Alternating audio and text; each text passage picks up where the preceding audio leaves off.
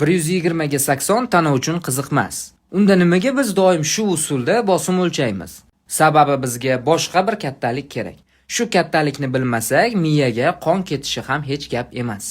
Avvaliga keling sistolik va diastolik bosimga aniqlik kiritsak. Yuragimiz qisqarganda zarb bilan aortaga qonni otadi va aortaning devoriga ta'sir qilgan kuch sistolik bosim deyiladi. Yurak bo'shashganda aortada qolgan qonning aorta devorlariga ta'siri natijasida esa diastolik bosim hosil bo'ladi. Biz bu ikkala bosimni normada 120 ga 80 deb olamiz, lekin shuni o'zi bilan patologiyani tushunib ola olmaymiz. Organlarimiz yetarlicha qon olyaptimi yoki yo'qmi bilishimiz uchun yana bir kattalik, o'rtacha arterial bosim kerak.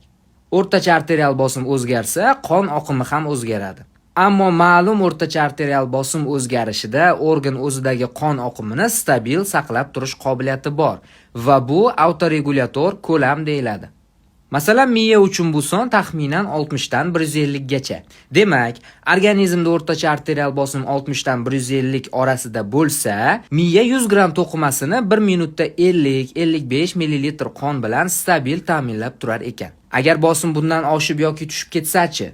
Keyingi darsda o'rtacha arterial bosim formulasi va bosim me'yordan o'zgarsa qanday klinik oqibatlarga olib kelishi haqida gaplashamiz.